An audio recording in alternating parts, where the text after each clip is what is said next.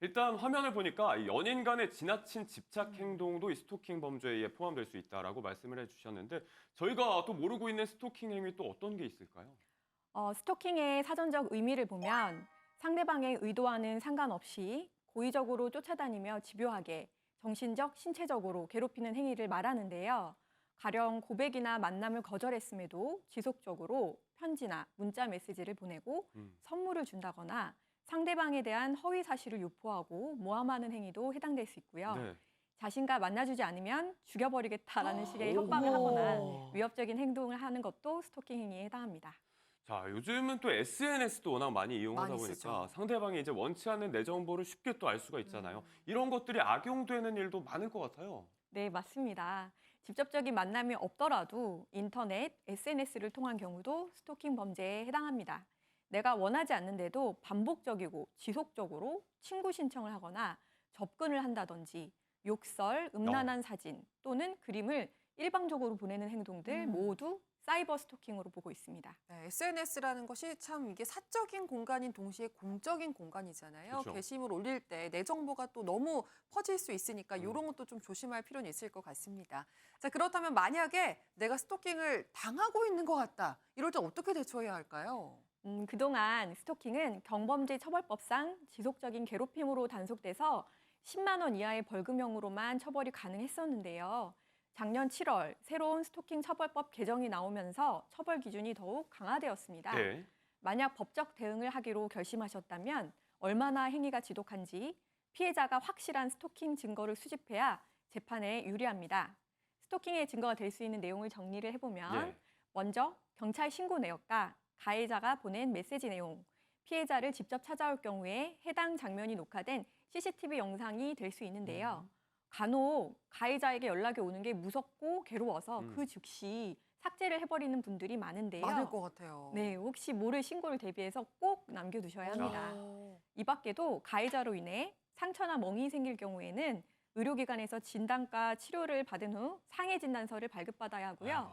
폭력이 발생하지 않아도 위협을 느꼈다면 사건 발생 날짜와 시간, 장소, 가해자가 어떤 행동을 했는지, 무엇을 지니고 있었는지를 꼼꼼하게 기록하는 것이 중요합니다. 네, 그런데 사실 스토킹의 경우 보복이 두려워서 신고를 망설이는 경우도 있을 것 같은데요. 이럴 때는 어떻게 해야 할까요? 맞습니다. 하지만 상대방의 집착은 시간이 지날수록 더욱 심해지기 마련입니다. 더 큰 위험이 처하기 전에 적극적으로 대응하는 것이 좋은데요.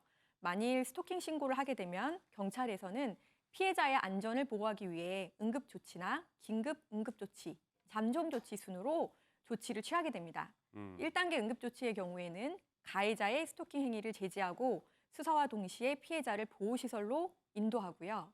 2단계 응급조치의 경우에는 피해자의 주거지 100m 이내 접근 금지와 전화와 인터넷을 이용한 접근 금지 명령을 내리는데요.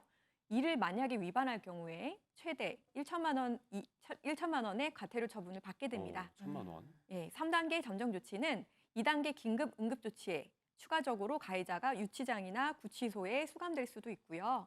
접근 금지 명령을 위반할 경우에는 최대 2년의 징역형이 처할 수 있습니다. 네. 스토킹 범죄의 경우에 처음에는 작은 피해라고 생각해서 대응이 늦어지는 경우가 많은데요.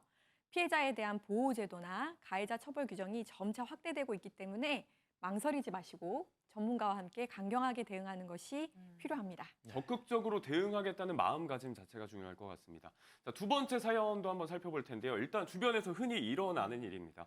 이렇게 뭐 직장에서 나에 대한 좋지 않은 소문이 퍼지게 되면 일단 너무 곤란할 것 같아요. 네, 그런데 저는 한 가지 궁금한 게 사연의 경우 피해자가 상사였단 말이죠. 직급이 더 높은데도 직장 내 괴롭힘이 될 수 있나요? 있다고 해주세요. 네.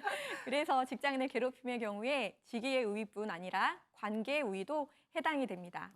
관계에 있어 우위란 상대방이 저항 또는 거절하기 어려울 가능성이 높은 상태를 말합니다. 부하 직원이라 하더라도 회사 내에 아는 사람이나 친한 사람이 많을 경우에 관계에서 우위를 점하고 있다고 볼 수 있습니다. 단순히 직급상 상하 관계만이 아니라 연령, 성별, 학벌 등 인적상의 우위도 포함하기 때문인데요. 그렇기 때문에 부하 직원이나 동료가 따돌리거나 소문을 퍼뜨린다고 해도 직장 내 괴롭힘으로 볼 수 있습니다.